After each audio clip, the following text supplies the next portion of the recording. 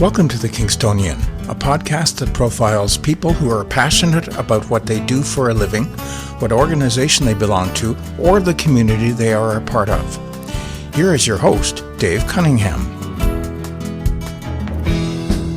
Thank you, Steve. Hello there, and welcome to season number 5 of The Kingstonian Podcast. We're looking ahead to some interesting conversations with individuals passionate about what they do. To start off our new season, we are very proud to present a conversation with Hugh Segal, a Canadian political strategist, author, commentator, academic, and former senator. He served as Chief of Staff to Ontario Premier William Davis, who passed away shortly after we recorded this episode. He has also had the same role with Prime Minister Brian Mulroney. In this conversation, we focus on his passion for politics, which had its inspiration when he was 12 years old. We also take a non-partisan look at politicians then and now, and the importance of knowing where we come from to understand where we're going. Here is our conversation with Hugh Segal. Hugh, welcome to the program, and thank you very much for taking time to chat with us. Delighted to be here. You and I have a few things in common. We are the same age. We grew up in Montreal, and we find ourselves in Kingston. Indeed. Two pretty lucky guys, I would say. Yes. I would agree with you there. There's the other side of the coin, something that you have that I wish I had was a passion for the history of the country, the history of its politics. And I think there are a lot of us who don't remember much about what we were taught many years ago. And your particular passion, as I hear it, was inspired when you were 12 years old, sitting in a school auditorium in Montreal. Dave, you're right on. It was in the middle of the 1962 general election. So Mr. Diefenbaker was elected with a big majority in 58. So 62 was 4 or 5 years later. It was time to go back to the people. And the riding in which the school was located was a very safe liberal riding. You almost call it a rotten borough. It had been represented by J. Allan McNaughton for many years, who was the Speaker of the House of Commons, a liberal. And then it was Pierre Trudeau's riding. So obviously it was not a seat that was in any way being contested seriously by the other parties. So it was quite odd for Mr. Diefenbaker to come to our constituency in the middle of the 62 election to give a relatively non-partisan address to a parochial school, both primary and secondary, with the purpose of providing a copy of the new Canadian Bill of Rights, which had been passed by his government in 1960. And part of what he was doing in the campaign for non-partisan events, where he never asked for the vote for his party or for his candidates, was to go to schools and various other organizations to present them with a copy of the charter and then talk about what it meant for the country. So that's why he came to our school. And I was 12. And of course, you're quite impressionable when you're 12. Mm-hmm. The speech he made was quite compelling. I remember much of it. As we sit here today, I won't bore you with it, other than to say he asked for our help in the mission which he said was the most important in Canada. And that was to make sure that there was room around the family table for everybody, regardless of race, color, creed, ethnic origin, country of origin. We were all in this together. And coming as I did from a first-generation immigrant family, that struck me as a very, very compelling message. And that really was the beginning of my involvement with conservative politics and with politics generally. Now, you headed up to Ottawa to do your post-secondary work at the University of Ottawa. Sure. And I heard another story that you told about how you got involved with Premier Davis of Ontario when you were in politics inside the university in the student council. What had happened, and Dave, many of your viewers and listeners will recall this sort of thing, the province-wide student organization, the Ontario Union of Students, had boycotted meetings with the provincial government for various reasons, as happens from time to time. But there was one organization called the Ontario Student Awards Advisory Committee, which basically gave the government advice on student loans and bursaries and how that should operate. And to be credible, they had to have students on that committee. Well, the Ontario Union of Students would not participate. So the Minister of Colleges and Universities at the time, one William Grenville Davis, had to reach out. And because Alan Rock, who was our president, by the way, at the University of Ottawa, and I was his vice president, we had made the decision after getting elected that we were going to withdraw from the Ontario Union of Students for two reasons.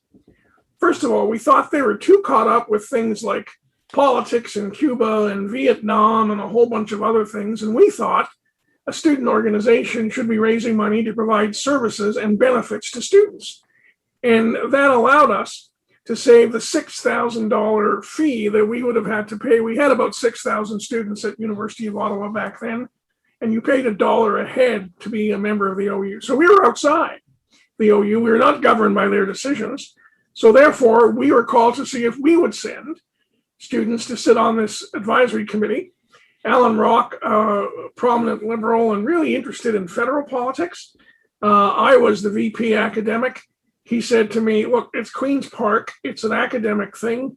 You should go do that. And that was how I went to Queen's Park, attended the meetings, met a very young and chubby minister of universities, the Honorable William Grenville Davis, and his deputy minister then, Edward Stewart, two people with whom I maintained a friendship for decades thereafter.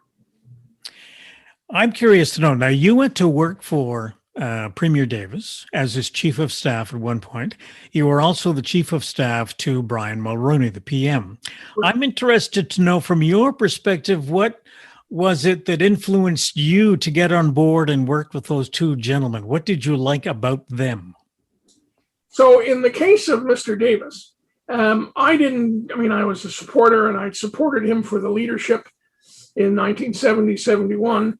But I didn't join his staff until after the 1975 general election. Now, you may recall Mr. Davis won quite a commanding majority in 71. 75 was a minority government. Stephen Lewis went from third place to second place, leader of the opposition.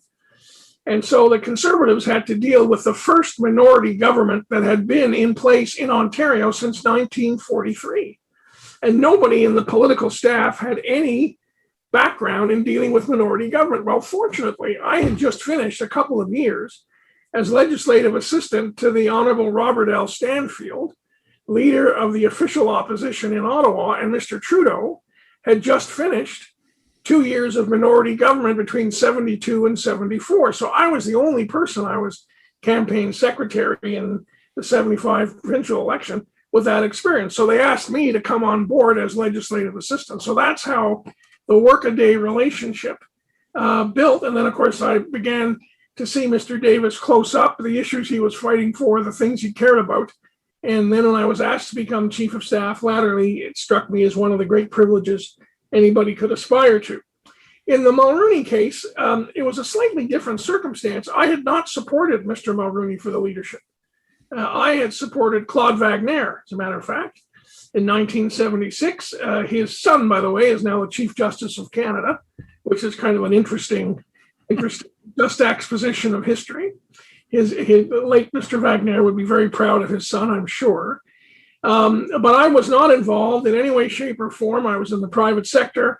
I was doing a whole bunch of other things. I was volunteering in campaigns, of course. So when I got the call in 1991, the Conservative Party was at its lowest nadir in polling in the previous 10 years. There were less people planning to vote for Mr. Mulroney at that point than thought Elvis Presley was still alive. Roughly 7% of Canadians were prepared to vote for him. So they were in some difficulty. So when I got the call from the Prime Minister, who I thought was courageous, he'd done the right thing on free trade. He had done the right thing on apartheid. He'd done the right thing trying to bring Quebec back into the Constitution. He'd done the right thing on the HST, the GST, not always popular, by the way, but the right thing. So when I was called to help, I remember having the discussion with Donna at our dinner table then in Toronto, and I said, I really think I have a duty to help, being asked to help.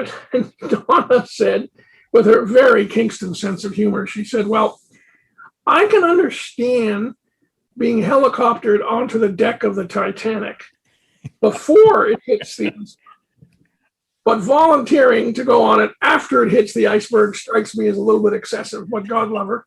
I went to Ottawa and I worked with the Prime Minister, and I must say the first day I was on his staff, he took me aside and he said, you have 3 missions. Mission number 1, we have to get the Charlottetown Accord together, because after the collapse of Meech Lake, Quebec was going to have a referendum on independence, and the independence people were way ahead.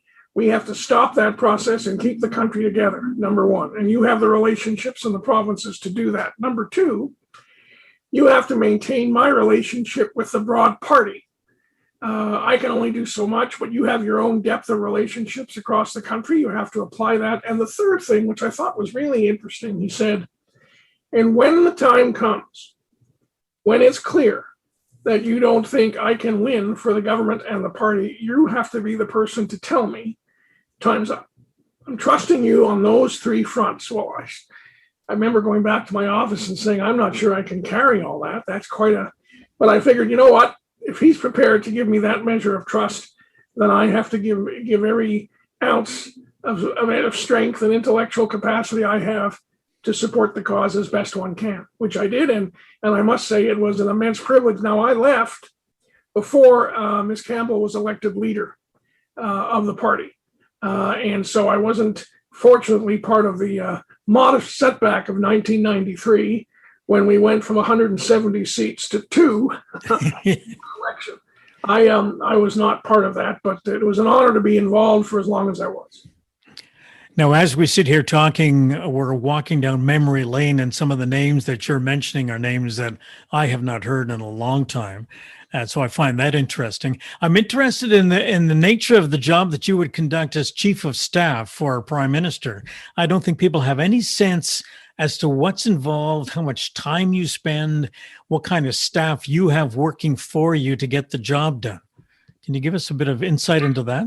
So there's 2 sides to every prime minister's operation. There is the direct relationship with the public service, which is defined by statute and by law and by the actual definitions of what departments are supposed to do, which are all defined in the law. And there's deputy ministers and there's the clerk of the cabinet, none of whom are political, all of whom usually are professional public servants who come up through the ranks. And that's one side. The other side is the political side, small p, media relations, relations with the party, travel across the country for public policy and political purposes, relationships of a political nature with the chiefs of staff of people like the President of the United States, the Prime Minister of the United Kingdom, and others, because there are things that will be said at a chiefs of staff level, which is political, which will not be said at the bureaucratic level. And the Prime Minister has to benefit from both channels of information so that he is well informed, he or she is well informed, and can make the right decisions on balance. So my day would have been taken up with things like an early morning staff meeting on what the next day or 2 would involve for the Prime Minister's time, people coming in to see him, issues coming up in the legislative process and Parliament, in committee, etc. And then there would usually be a meeting with the media staff to get a sense of where the media was headed on certain issues, what opportunities existed, what problems existed, and how we could responsibly respond to those. There'd always be, and this is important to know about the Mulroney operation, every Prime Minister's office has a press operation. They have a tour operation, moving the Prime Minister around. They have a policy operation, speech writing. They have correspondence, responding to people's letters. But the largest single unit that we had in our office was caucus relations. And I think in this respect, Mr. Mulroney was a little bit different from some other prime ministers who've held that post. He understood that because the Conservative Party, we know historically, can be quite fractious, if you don't have your hand on the pulse of where caucus people are and what they're thinking and what their concerns are, you can fall into a pothole politically very quickly. We've seen other political leaders fall into those potholes. So we had, I think, about 12 people who did nothing other than caucus relations. So each one of them would have been dealing with somewhere between 6 or 7 members of caucus every day, talking to them, calling them, talking to their constituency offices, getting advice from them on local problems and issues. And it was something which Mulroney took very, very seriously. And in fact, there was a weekly caucus meeting every week, every Wednesday, and the Prime Minister wanted a very detailed briefing on where every caucus member was, what their concerns were, what issues they had. And the Prime Minister would listen to them, and then we always had a session in caucus beyond the policy and other discussions where caucus members would come up to him and say, you know, we really need some investment in the Kingston Causeway. It's in rough shape and it has to be updated. So Flora would do that. And Mulroney would make a little note to himself and put it in his pocket. And other caucus members would do that on a regular basis. And our first job when the Prime Minister came back to the office was to gather up all the little notes that he had put in and make a list of following through, so that by the time he went back to caucus in the subsequent week, he had an answer on every single one of those issues, which may not have been of great significance to the country or the world or the polling, but was really significant to that member of Parliament. And he understood that if you actually respond to MPs at that level, they will be loyal to you. And that's one of the great miracles, because when I joined as Chief of Staff and we were at 7%, he had experienced no disloyalty from caucus at all. At 7% in the polls. So a whole bunch of caucus members could not possibly get reelected at that level in the polls, but they were loyal to him because they understood that profoundly he was loyal to them. Mm-hmm. That's a skill. Later on, you were appointed to the Senate by the Prime Minister of the time, Paul Martin. And I'm wondering how that experience differed from your experience working, if you will, behind the scenes as the Chief of Staff. So the general principle for members of Prime Minister staff or Premier staff is the news is not a place you ever want to be. Your boss, the Premier, the Prime Minister, they're the ones who should be in the news. You should be helping and advising with that process, but you never want to be the story, ever. Even if it's a good story, it's not a good story if you're the subject of it. In the Senate, however, because it's a public domain and you're speaking in public on the record most of the time, you really have a duty to think about, you know, what are the issues that are important to the part of Ontario from which you come. In my case, Kingston, Frontenac, Leeds was the designated area for which I was the senator. So that meant that I was very interested in armed forces affairs because the Canadian Forces Base here in Kingston is the largest employer. It meant I was very interested in minority rights because we had the issue of the Francophone school here in Kingston many years ago, which had to be addressed. I was very interested in the issues faced by seniors because Kingston, like Victoria, has one of the highest percentage of senior citizens as part of the population. So that would define the issues you would then be involved with, try to get some movement on, some progress on, either in committee or in the chamber itself.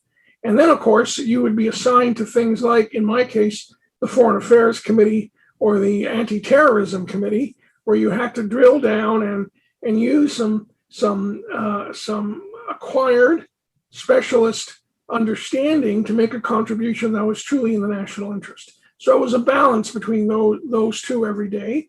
Now remember, and I'm not suggesting that senators don't work very hard, but in an annual year, like a 365-day year, the Senate would sit 90 days a year. It sits Tuesday, Wednesday, and Thursday. Before Christmas and before June, it'll sit day and night for weeks on end to get things passed before the deadline. But generally, so that means that you have 2 days a week when you can be back in your constituency, when you can be talking to people, picking up insights about what's necessary in your part of Canada, and you bring that back to the Senate on a regular basis. And that's kind of how I divided up my time for the 9.5 years I was there.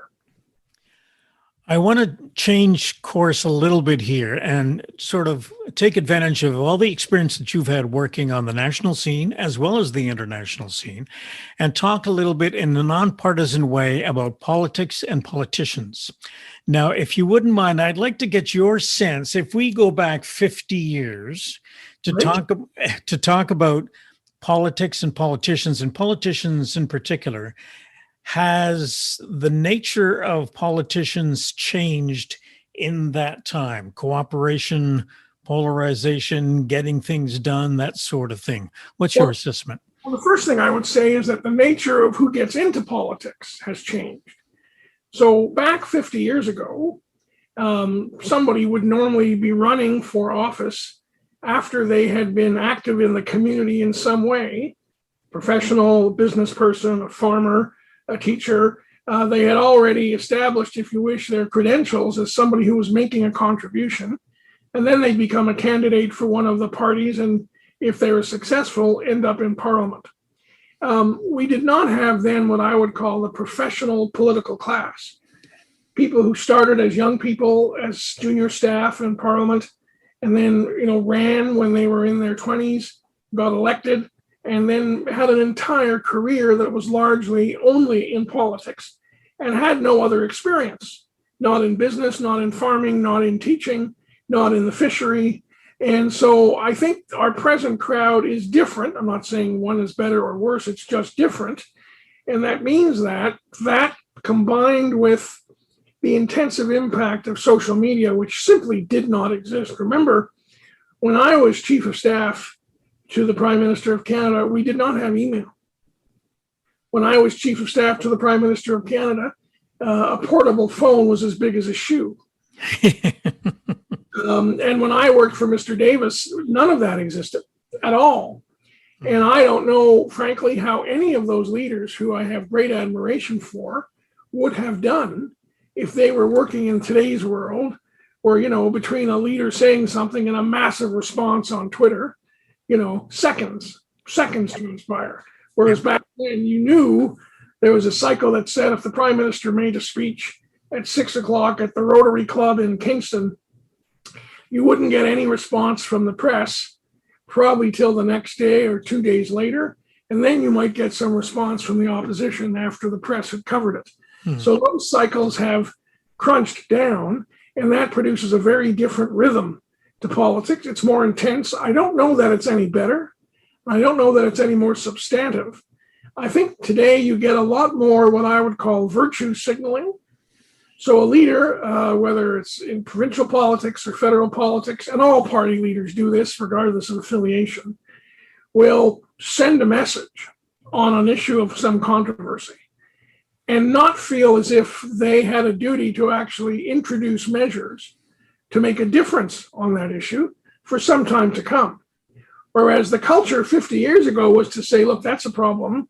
We're going to work on new legislation with respect to drinking water for First Nations, or we're going to work on new legislation with respect to daycare, or new legislation with respect to human rights. And we're going to be introducing that in the next 6 months, and we're going to have some consultation on it. So it was a very different kind of process. I think it was more deliberate back then, less reactionary, small r, in terms of responding quickly to new stimuli. But I don't know that today's response is any more substantive than it was back then. And I think it may have been, in some ways, more effective in terms of the medium and long term than some of the things we see today from all of our leaders. What about the influence of U.S. politics on Canadian politics? So, Dave, it's always been true that when you're living next to the most powerful country, largest economy, most global media power in the world, no matter who you are, your nose is always pressed up against the glass to see what's going on in there. And that has impacts on us. Some of the things that would happen in the States, for example, I remember working for Mr. Davis before the provincial political parties ever did any polling. And the first pollster that we got was a wonderful man. He's no longer with us. His name was Robert Teeter, and he's a moderate Republican who had done work for people like Governor Rockefeller and the governor of Michigan and others who are on a kind of center side of the American Republican mix. And that's how polling became part of the politics of Ontario. So a lot of those trends end up here, but I'd like to think that they end up here in a context that reflects who we are as Canadians and not trying to be like Americans. I have always said that the big political theorists argue that the philosophies of the political parties shape the societies where they operate. Republicans, conservatives, et cetera, et cetera, et cetera. I don't think Canada works that way. I think the nature of Canada, the large geography, the small population, the very, very real diversity of the population, the fact that in the winter we have to work together to survive in what is terrible weather, and all of that shapes a brand of liberalism here and conservatism and social democracy, the NDP, which is different than it is in the UK or in the United States or in Germany or elsewhere. I'm not saying it's better, I'm really saying it's different. Mm-hmm. And that does make our politics different for some very real and I think substantial reasons, and I think they're good reasons. Let's talk about the electorate and getting more people to get involved in the system, getting people to vote. How important is it for us to learn more about our own history? Well, I'm asking the historian here. Well, look, my biases are clear, but I would say this. You do not know where you're headed unless you know where you've come from. Unless you understand the strengths and weaknesses of our history, unless you understand the strengths and weaknesses of the history brought to this country by the millions of immigrants who made this a stronger and better country in so many ways, you're not going to really be able to figure out a rational, thoughtful, and fair-minded way ahead. So I worry about politicians who are ahistorical. In other words, they say history doesn't matter. What matters is the here and now. Of course, the here and now matters. But what's the context in which the here and now happened? Mm-hmm. What are the forces that produce that? And how do we shape a new context for the future, being consistent with what our historical realities were? This is going to be very important as we all try to come to terms with our obligation to Indigenous Canadians. This is going to be very, very important as we deal with the management of diversity in our ever more diverse every year. It's going to be really, really important as we sort out the very tough decisions we're going to have to make on climate change. And we can't do it pretending as if history never happened and didn't exist. We have to understand those roots and make sure they have a place in shaping rational, humane, and effective policy. I have 3 adult children who have been voting ever since they were allowed to vote. And in speaking with one of them, he was concerned about his fellow age group, if you will, whose attitude is, don't bother voting because politicians don't get anything accomplished. That sort of mentality. How do we address that going forward? So I remember, Dave, when I was a candidate for Parliament in 1972, knocking on doors in Ottawa Centre. And you'd get different responses from different people. There'd be folks who would, I'll never forget, I was campaigning with a junior student, and one person opened the door and said, I hate your party, I hate your leader, I hate your policy, and I hate you. And I turned to the student and said, would you mark him down as undecided, please? We're going to begin. And I do remember others who would say, I don't vote because the vote just encourages all the bad guys. And I don't want to do that. So there's always been a measure of that in our population, and it produces non-participation, and it also produces a huge rise of cynicism. And not everybody in the media, but a lot of the folks in the media make a living out of encouraging that cynicism at every turn. I would argue that in order for somebody in public life to encourage someone to get involved as a candidate, to join their party, to be active in politics, to vote, they have to demonstrate how that vote will make a difference. And if you can't do that, then your son's anxiety about wasting time will be seen to be justified by more and more people. And if we get a percentage of turnout, which gets much lower than it is now, we're going to be in some trouble in terms of the legitimacy of our system. Mm-hmm. Remember that the laws that we all are supposed to live by are passed by a parliament that is elected by, if you look at the turnout, 80% of the elected of the eligible voters. The eligible voters are not the entire population. You can have a parliament that really represents 38% of the population. Well, that's okay when things are going well. When you have tough decisions to make, God forbid, in times of war or times of natural disasters or issues like that, the legitimacy of parliament relates to how many people believe that parliament represents them, which is why turnout is so fundamental. And I don't think we do enough to encourage turnout. I think our approach to voting is too narrow. Very few European democracies have elections only on one day. They give people more time to vote. We have a remarkable and a fair and an efficient paper voting system, which faces none of the technical problems that the computers and others generate in other countries, and that's good. We should stick with that. But I think we could be looking for ways to liberalize, small l, the way people go to vote, go to the polls to vote, and to encourage more participation. I want to wrap up with a topic that you introduced a couple of minutes ago, and that's the Indigenous population and the things that we have to do to expand upon reconciliation and to deal with some of the issues that have been raised over the last several months. One of the fallacies, not fallacy is the wrong word to use, one of the points that's out there is that the politicians are not going to get anything accomplished with respect to reconciliation. And how does the general electorate get involved and deal with that if they're not going to get involved in politics directly? So, Dave, I would say two things. The first thing we have to keep in mind is some of the population percentages. Our First Nations brothers and sisters represent, depending on how you count, between 4 and 6% of the total population, number one. Number two, we are on what was their land before the Europeans arrived. And while we now recognize that in land statements at every public event, including the Rotary Club and other places that I'm active in, we actually have to ask ourselves, how will we ensure that the fact that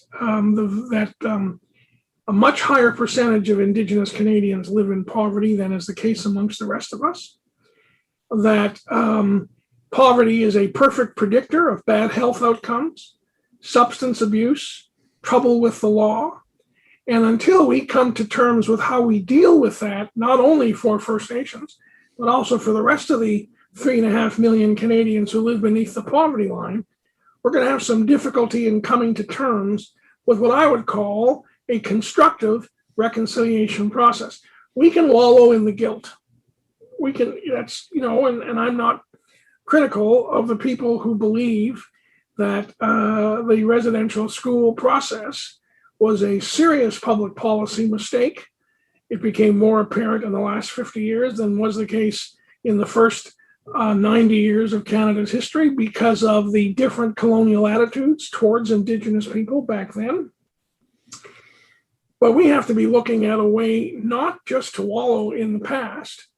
We have to respect the past. We have to show respect for what people have gone through.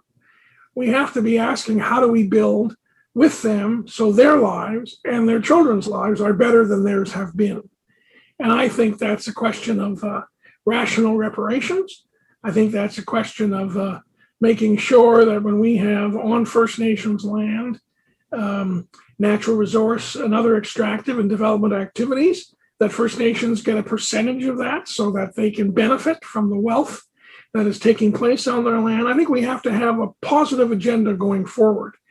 If we just wander about taking a knee to show how sad we are and accepting collective guilt when a whole bunch of people weren't born when any of this happened and a whole bunch of Canadians have arrived in the last 50 years from other countries who have nothing whatever to do with any of this, I think we're going to be missing an opportunity to make a real difference.